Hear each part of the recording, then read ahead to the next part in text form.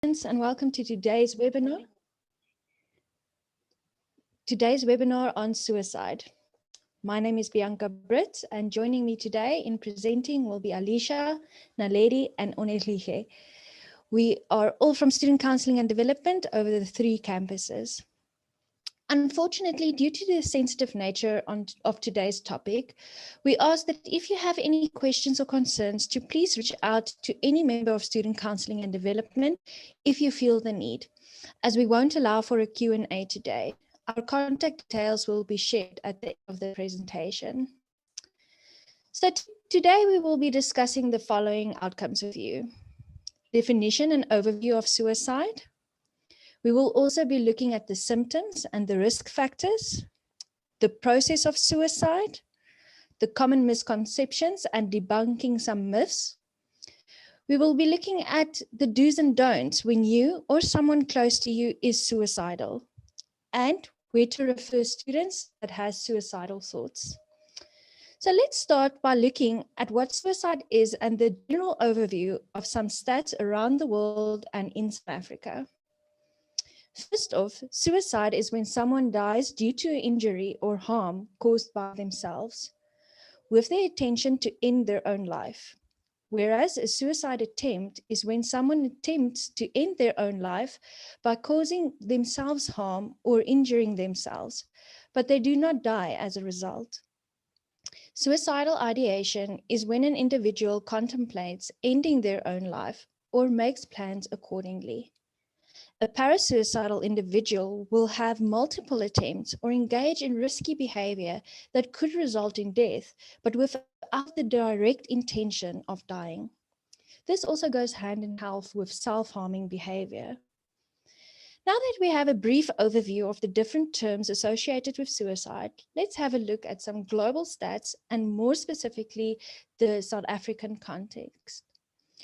According to the World Health Organization, approximately 800,000 people commit suicide every year, and this is the third leading cause of death in teenagers in the ages between 15 and 19. In South Africa, there are 23 recorded suicides a day, and for every suicide, there are a further 20 attempted suicides. This makes South Africa the 8th highest rate of suicide in the world. When we look at gender, men are more likely to commit suicide than women globally, with South African men being 5 times more likely to do so than women. When we look at students, the following stats apply. It has been found that 17 to 35% of college students have afflicted self-harm behaviors on themselves. This international study reported on 234 institutions across 26 countries, and they found high rates of anxiety and depression among students, with 41% of respondents showing moderate to severe anxiety and 39% presented moderate to severe depression. Surprisingly, this makes students 20 times more likely to commit suicide, more than 6 times the prevalence found in studies of the general population. Looking a bit closer to home, research conducted from the University of Cape Town suggests that as many as 12% of university students experience anything from moderate to severe symptoms of depression. 15% report moderate to severe symptoms of anxiety, all fulfilling the DSM-5 criteria. 24.5% of large samples of South African students reported some form of suicidal ideation in 2 weeks before they were interviewed. You can also imagine that from 2020, this has increased tremendously due to the pandemic we're facing.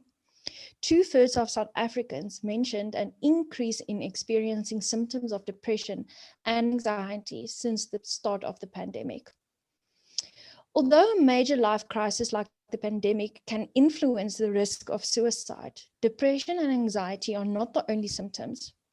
One will be talking a bit more about the common symptoms, risk factors, and the process of suicide. Thanks, One. Thank you, Bianca. Good afternoon, students and colleagues.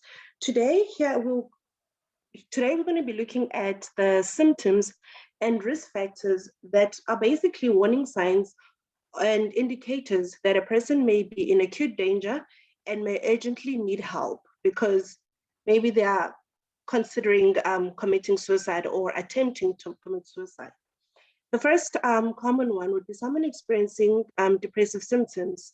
That would be someone feeling low and having no energy, feeling like basically they have no purpose in this life.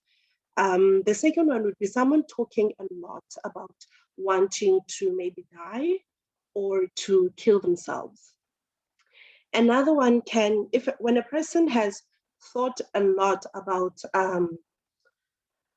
dying or about killing themselves, you might find that they even have already developed a suicide plan and or acquired means to carry out the plan that they are planning on implementing to basically commit suicide. And some of them may even indicate that after their birthday or after a certain or before a certain significant event, they want to be dead by then.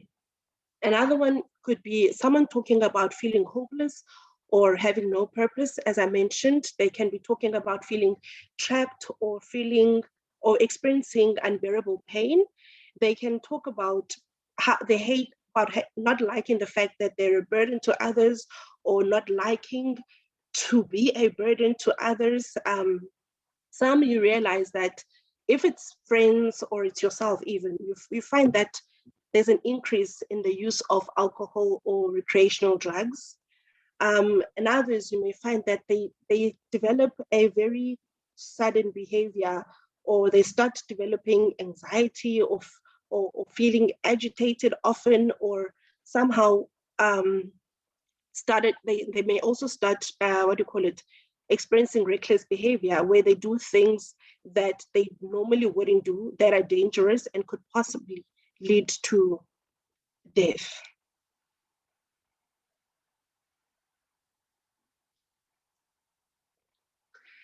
Some people you may find that they either report that they no longer sleep or they sleep very little, an hour or two a day, and that's just about enough sleep that the body manages to actually just lie down and be calm for. Otherwise, they spend most of their night or most of their day awake. And others, you may find that they find it difficult to wake up and they sleep for way longer than they normally do.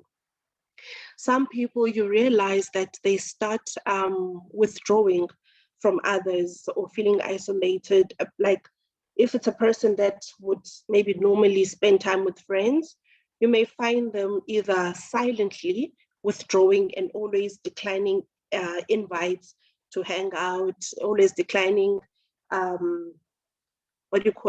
requests to call or have a video call or something like that. And you find that they just always want to be alone. And sometimes they may express that they don't feel loved or they don't feel like they are needed in the group or in the space, or they feel that people don't really appreciate them that much. Therefore, because of that reason, they withdraw. Others, they start developing signs of rage, where the person just gets angry and you don't understand why this person is all of a sudden angry at maybe everyone or anyone, or sometimes you find that they develop an anger towards a specific person. And sometimes you can find that they start talking about seeking revenge, and them seeking revenge is not necessarily them doing something bad to someone, but it is them doing something bad to themselves so that they can hurt someone else. They start displaying extreme mood swings. 1 minute the person is fine, the next you don't know what's happening. And you basically can't explain, or if you even ask them, you find that they also can't explain why the mood just changes so quickly.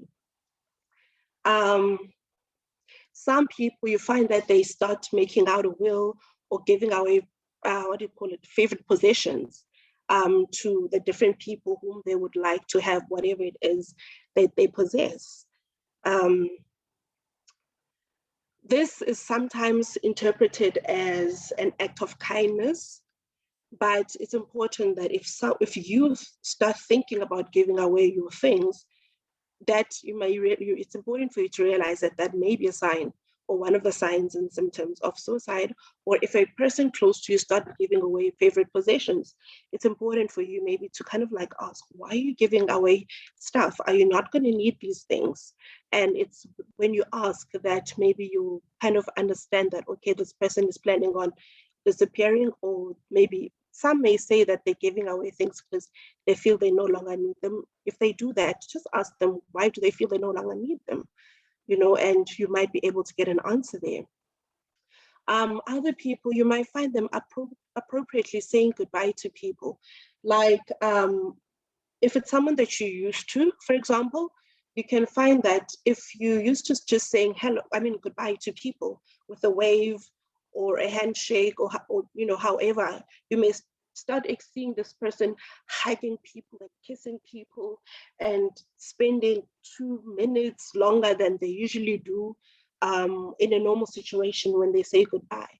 Then when that happens, it's important for you to sometimes maybe ask, what exactly is happening? I'm noticing this and this and that, some of them, you can find them making ambiguous statements, like in conversation, they just drop hints, like, you won't have to worry about me anymore. I wish I could go to sleep and never wake up again, or I just can't take it anymore, And another one could be someone just switching. Sometimes, for example, you may know that a person has been going through a difficult time, and you may have seen that they are a bit depressed, but before you know it, there's this sudden change where this person is no longer looking depressed, is no longer maybe reporting to be feeling depressed, and all of a sudden they are happy and they are calm, and the state of happiness and calmness is questioning, because I don't know, sometimes people get this sense that you question their happiness, you question their state of calmness, sometimes because it doesn't feel normal to you that this person was depressed and all of a sudden they're just happy and they are calm and they've decided they're accepting everything as it is without actually even having seeked out professional help or something. Now, those were the symptoms, or rather, yes, warning signs you can look out for in people. Now, I would like us to look at risk factors. Basically, risk factors are situations or circumstances that could increase or trigger the possibility of someone actually attempting or carrying out a plan to actually commit suicide. The first one could be someone being recently or having been long-term diagnosed with mental disorders, particularly mood disorders, schizophrenia, anxiety disorders, and certain personality disorders. Others, you can find that they abuse or they excessively use alcohol and other substances to such an extent that their use has now caused some dysfunction in their daily lives. Others, you may find that they have already been diagnosed with substance use disorders. Other risk factors could be someone just being in an elongated state of hopelessness. Others, you find that they just all of a sudden very impulsive, or they've developed aggressive tendencies. You can never really ask a person how they are, because chances are they'll be angry towards you. They will just act violently towards you. Other people, if a person has had a couple of previous suicide attempts, chances of them actually attempting to commit suicide are usually much higher as well. Also, someone with a family history of suicide where a sibling, a parent, or an aunt or uncle has had committed suicide, you find that because that has been done, somewhere, somehow, they're at a higher chance because obviously they have proof that someone managed to commit suicide. Therefore, they believe that they too can do it. And they don't become really too scared to do it because they've seen positive or rather conclusive results of someone actually being able to carry out a suicide attempt.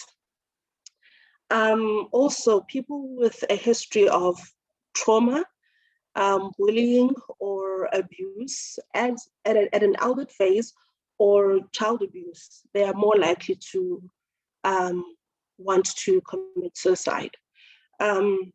Also, a sudden change in their lifestyle, such as maybe divorce, parents divorcing, or the person divorcing, parents marrying, maybe a spouse that the person is not happy with, and other things like maybe a death of a loved one or a close friend. That can also increase the chances of someone wanting to commit suicide. Being diagnosed with a major physical or chronic illness that makes a person feel like a burden to themselves and to others, that makes a person feel useless and unable to basically do the things that they're used to doing by themselves and for themselves, and sometimes even for others, such as maybe a parent, getting a job and being able to provide for the family, or a student no longer being able to continue with the academics and having to either pause or terminate their registration in an institution of higher learning because of the new diagnosis. And lastly but not least, having access to lethal means, such as a firearm and drugs. When there is a weapon that a person knows that they could just get a hold of and in a matter of a few seconds kill themselves, that also increases the chances of them actually attempting to commit suicide. Now, sometimes you may find that a person shows the signs, many signs and symptoms or experiences, and when you think or consider the risk factors, you find that they're at a very high chance. Some of them, you may find that even though the chances of them committing or attempting to commit suicide are high, you might find that there are also protective factors. Protective factors are basically situations or circumstances that can help or a person not commit suicide. It's circumstances that can encourage a person and give a person a bit of hope not to commit suicide. And that's often, and the factors are, number one, having effective, or rather having access to effective mental health care. If a person is experiencing suicide and they know that and there are risk factors that make them at a high chance of committing suicide, when they know that there's a student counseling center or there's a community center where they can go and seek mental health related care, you may find that that then reduces their chances of committing suicide if obviously they go on the route of finding someone to talk to about whatever experiences that they're going through. Some people, you may find that even though they have a high chance of, they have a lot of symptoms that put them at a high risk of committing suicide, because they either have a child or they have a parent that they know loves them and they love, that sense of connectedness is the one thing that holds them back from committing suicide. Another one could be someone having good problem-solving skills, someone kind of being, even though they're in that state of suicide, you may find that they sort of have a plan in terms of, if I were to do this and that in an attempt to commit suicide, this is how I can get out of the situation. So because of that, you may find that a person doesn't attempt suicide, or you find that sometimes a person considers suicide, but whatever problem it is, they see that it's something that can be resolved. They then use their problem-solving skills to try to resolve whatever issue that may be triggering, suicidal symptoms, so that they can alleviate themselves of the warning signs and symptoms. And lastly, and not least, is having contact with caregivers or loved ones. Someone, especially someone who lives with other people, chances of them committing suicide are sometimes a bit less, because they realize that they may not have a lot of time to be able to carry out whatever suicide plan that they have for themselves. Now,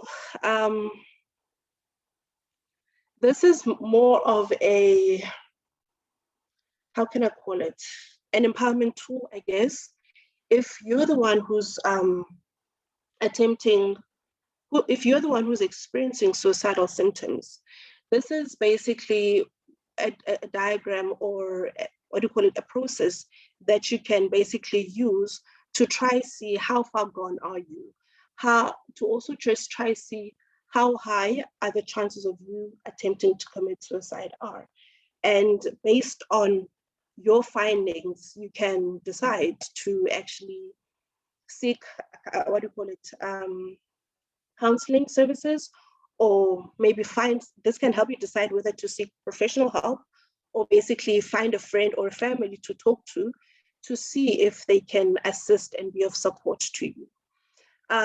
Suicide generally starts with someone having suicidal thoughts. The thoughts are sometimes random here and there. When something bad happens, a person feels overwhelmed, and a person feels like they can't get out of the situation, you may find them experiencing suicidal thoughts.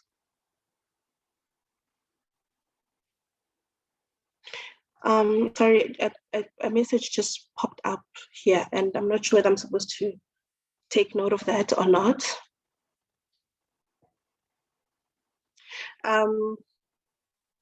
Oh, sorry. Sorry about that, colleagues and students. I think that message I can look at later. Yes, you may find that suicide starts with a person having thoughts of maybe dying or wanting to commit suicide. And then from there, if they don't attend to the thoughts, it can get worse. They start experiencing suicidal ideation, which is now spending a lot more time thinking about suicide and actually planning or devising a plan on the different options that they have on how to basically carry out their plan. The third one is actually attempting to commit suicide, which is basically implementing the plan that they devised during their suicidal ideation stage. And lastly, if the attempt was successful, the last stage is death. What we've realized, though, is that most people usually stop at the suicide attempt stage. And because they either attempt once and they feel pain and they never want to try it again, or they attempt once and they realize they actually don't want to die. Others, you find that they attempt suicide, but they use means that they know are not going to kill them. And it's basically because they want attention and they want help, but they don't necessarily want to die. And others, you find that they were really serious, but the attempt just failed because it wasn't well thought out. So yeah, this is the common process of suicide.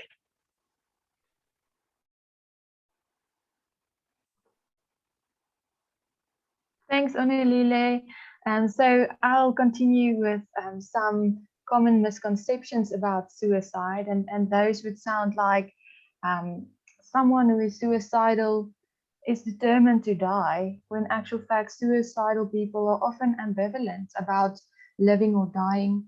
Someone may act impulsively by drinking pesticides, for example, and die a few days later, even though they didn't really want to die and they would have liked to live on. So access to emotional support at the right time can really prevent suicide. Another misconception is people who take their own life are people who were unwilling to seek help, which is not always the case. Another one is once someone is suicidal, they will always remain suicidal. When in actual fact, heightened suicide risk is often short-term and situation-specific. Thoughts about suicide may return, but they are not permanent, and a person who used to struggle with suicidal thoughts can go on to live a long and healthy life. Only people with mental disorders are suicidal. So suicidal behavior indicates deep unhappiness, but not necessarily mental disorder. Many people live with mental disorders. Many people living with mental disorders are not affected by suicidal behavior, and not all people who take their own lives have a mental disorder. So another one sounds like people who attempt suicide and survive will not attempt suicide again. I think Onelile touched on that as well. People who attempt suicide and survive will oftentimes make additional attempts. A suicide attempt is regarded as an indicator of further attempts. It is likely that the level of danger will increase with each further suicide attempt, although this is not true for everyone who would ever attempt suicide. The next one is suicide is hereditary. So although suicide can be overrepresented in families, attempts are not genetically inherited. Members of families share the same emotional environment, and the death by suicide of one family member may well raise the awareness of suicide as an option for other family members. Then the last misconception is that suicide is painless. So many suicide methods are very painful. So fictional portrayals in movies also of suicide do not usually include the reality of such pain. So let's debunk some of the common suicide myths. So the first myth is people who talk about suicide really won't do it. And the fact is, in many cases, people who have thoughts of suicide or who have died by suicide have given some kind of warning sign through their behavior or something that they've said. All suicide mention or threats should be taken seriously. It could be a way for the person to let you know that something is seriously wrong and that they need help. The second myth is talking about suicide makes people more likely to kill themselves. Where the fact is, research shows that talking about suicide with a young person does not cause them to have thoughts of suicide or to kill themselves, but not talking about it can lead to thoughts of suicide turning into actions. So talking about suicide and depression creates an opportunity to discuss feelings and thoughts that might have otherwise remained hidden. Most teens who are thinking about suicide are actually honest and relieved when someone asks direct questions about their suicidal thoughts. The third myth is people who attempt suicide are just trying to get attention. I think we all heard that one before, where the fact is all threats or mentions of suicide should be taken seriously and professional help is needed. Threatening suicide may be a call for help, but something must be wrong for someone to threaten suicide in order to get attention or help. So we need to pay attention. Myth 4 is most suicide attempts occur without warning signs. So most people who are suicidal or who have died by suicide have given some signs either physically or verbally. It might not always be direct, so it is important to know how to identify the warning signs and seek help. So my colleague Onelile just discussed some of those signs to look out for. Myth 5 is only teens or students who are depressed attempt suicide. The fact is, teens, young adults, and children do not have to be clinically depressed to have feelings of harming themselves or suicide. Depression is the leading cause of suicide, but um, any person that is feeling low or severely sad for a short time period could develop thoughts of suicide. And usually it is a combination of problems that lead to a person thinking that suicide is the only way to end their problems or to get out of this situation. With six, only a certain type of person kills him or herself. The fact is that suicide does not discriminate based on gender, race, upbringing, educational level, ethnicity, or socioeconomic factors. While some factors do contribute to a higher risk for suicide and suicide attempts, all people are susceptible to having thoughts and feelings of suicide if faced with problems that they feel are too much to cope with at that time. The seventh myth is suicide is not preventable. Well, I like to believe that it is. The fact is, people may think that if someone wants to end their life, nothing can be done to prevent it. But this is not true. By knowing how to identify warning signs and getting professional help, it can actually prevent suicide. So suicide is preventable and not inevitable. And I think my colleague, Ms. Naledi, will say a little bit more about this just after this last myth that I'd like to share. So people who die by suicide are selfish. The fact is, typically, people do not die by suicide because they do not want to live. People die by suicide because they want to end their suffering and their pain. These individuals are suffering so deeply that they feel helpless and hopeless. Individuals who experience suicidal ideation do not do so by choice. They are not simply thinking of themselves, but rather they are going through a very serious mental health symptom due to either mental illness or a difficult life situation. With that, I'd like to hand over to my colleague Naledi. Thank you, Alicia. Good afternoon, everyone. I will be focusing on the contextual issues which might lead to students becoming or feeling suicidal.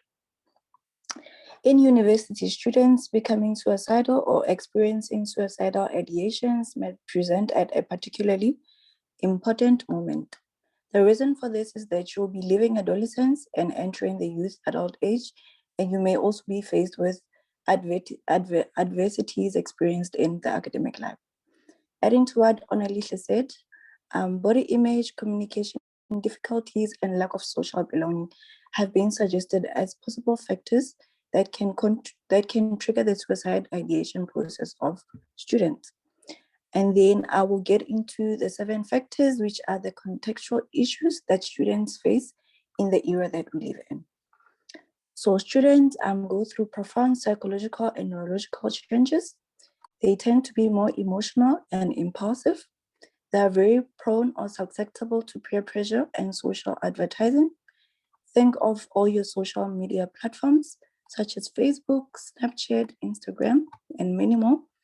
And then they also tend to mimic phenomena of behavior. They sometimes see emotions as real and permanent rather than transit or passing. And then they are also faced with an increasing demands for performance and also perfectionism. And then they also have difficulty with projecting into the future. These are some of the origins of hopelessness. And then I'll just touch into in depth with regards to that. Can I just ask that you go back, Alicia? Okay, so these neurological changes or psychological changes, they include having the task of taking one or more adult-like responsibilities without having mastered the skills and cognitive maturity of adulthood. The human brain changes between childhood and early adulthood. It grows and develops during this time, but different areas are mature at different rates. Areas involved in processing emotions, they actually mature early. The limbic system is like an engine of our emotions, nestled deep within the central brain, as a hub where emotions such as fear and pleasure emerge. In contrast to this, the prefrontal cortex acts like the brakes. It tries to exert control, tipping down the limbic system's impulsive edges, and it actually takes longer to mature. It can even go up into an individual's 20s. In people who suffer with depression and suicidal thoughts, these brakes, they tend to be or become faulty. And then your peers can also influence your decision making, especially during adolescent and entering into early adulthood. It is important for each and every one of you to choose friends who model the ideals, behaviors, and goals that you have for yourself. And time spent with people who engage in questionable activities can actually be a negative influence in your life. So who you interact with on social media is an important factor to reducing the harmful effects that social media can have on your psyche. Late adolescence or early adulthood is a stage of significant developmental changes where there's an increased risk of experimentation and peer imitation. And at this stage, students are trying to form an identity that leads to them being more vulnerable to peer pressures. There may also be a tendency to engage in risky behaviors, which also explains why there's a high rate of social media misuse and suicidality among students. As an individual, it is important to realize that things in life don't always go your way. Nobody lives a life that is completely stress-free, nor should you expect to or even want to. Negative emotions such as sadness, anxiety, grief, disappointment are normal and actually have an important job to do. They help us to focus our intention on something important and make adjustments to improve our well-being. This is called adaptation or building on your resilience. Today, young people are more perfectionist than ever before. Increases in this notion comes from today's notion of the dog-eat-dog world, where rank and performance count excessively, and winning and self-interest are actually emphasized. Studies have found a strong link between perfectionism and stress, anxiety, depression, eating disorders, as well as suicide. The theory of hopelessness reveals that due to any life circumstances, an individual may develop a negative view of themselves. He or she may assume himself as a worthless person. In addition to this negative perception, you also start to regard other people as negative, and then you also start developing negative views or expectations about the future. All these negative perceptions lead to individuals lacking the motivation to have goals or realistic expectations for the future and may lead to suicidal ideations and self-harming behaviors. Next slide, Alicia. And then looking at the don'ts, looking at the do's and don'ts when you or someone close to you is suicidal. It is important to determine whether what you say to the person feeling suicidal is actually helpful or helpful to their situation. Communication can be a very powerful tool to promote resiliency, encourage help-seeking, and encourage actions that help prevent suicide.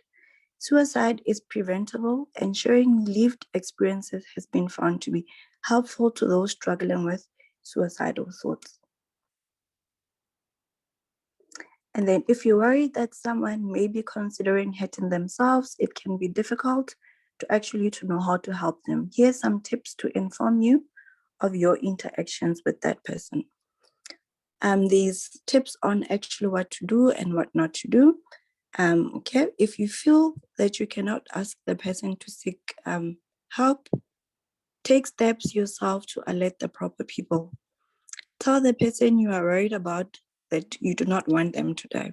Point them to resources, tell someone, follow up with resources yourself, act on your instincts. And then things that you should actually consider that you should actually not do is that don't say, I know how you feel. Don't say, get over it. Don't say the world is in a worse position. Be thankful for what you have and realize that other people have it worse than you do. Do not ignore warning signs and do not keep it a secret. And there's also 5 things that you can do in which to help that person. Learn all that you can about depression or suicide, and then invite them out. If you're worried that they might be suicidal, ask them, help them get help. Talk to the person about attending a support group, meeting if there's actually one. Try to make sure that they do not have access to things that they can injure themselves with, like knives, guns, alcohol, or drugs. And then we have other more do's and don'ts. Don't tell the person to calm down. Don't tell them that everything will be okay, or that they should stop worrying or stressing, or that they should just forget about their problems altogether, or that what they're going through, it's actually not that serious, and trying to emphasize on how everything is actually bad. Rather say, I can see that you're feeling very anxious. Let's take deep breaths together. Reassurance exacerbates anxiety, even though people seek reassurance. The unsuccessful attempts to stop the anxiety thoughts sometimes causes more anxiety than the content in itself. I can see that it is difficult for you to worry less. Rather say that. Would you like to talk about what you're feeling? And then if you are more than one, you say, well, we'll assist you as best as we can. I hear that it feels like a dark cloud. Do you feel that there could possibly be a silver lining? And then when helping a friend or a family member, what we know right now is that suicide can be an anxiety-provoking topic. There are different types of situations you may experience when a family friend is having suicidal thoughts. This refers to the passive and imminent situations. The passive situation occurs when someone is speaking more vaguely of wanting to die. Maybe a friend or family has considered suicide or stated they feel that they simply cannot go on like this. Number one, it is important to validate that person's emotions and express your own genuine concern. Showing empathy and emphasizing that the person's feelings matter can actually go a long way. Try your best not to argue with the person's negative statements, no matter how dire they may sound. Encourage the person to seek professional help and offer to help them identify and contact resources. I have attached some emergency lines to contact and also add on from some of the additional contact resources that SCD has. And then have a safety plan. Speak with the person about who they would contact if their suicidal thoughts or depressive symptoms begin to escalate. Ask the tough questions and detailed questions. Do you have a plan? Have you ever attempted before? Do you feel as if you could do something to hurt yourself today? Are you scared to be alone right now?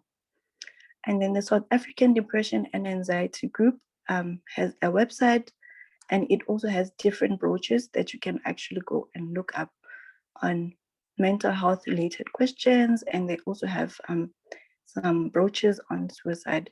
If you find yourself requiring information on mental issues or suicide, then you can go onto the website and look up different resources so that you can add those to the ones that you already have, and also from the Student Counseling and Development webinars. Thank you. Thank you, Naledi. So after listening to us today, and you have any questions or concerns, please refer to any of the following platforms: at Potch Campus, Mafeking, or Vol Campus. There are our details. You can also make a booking via Ifundi for online counseling sessions. You can do that by visiting the Ifundi SED page, selecting your campus, completing the steps, and then making a booking.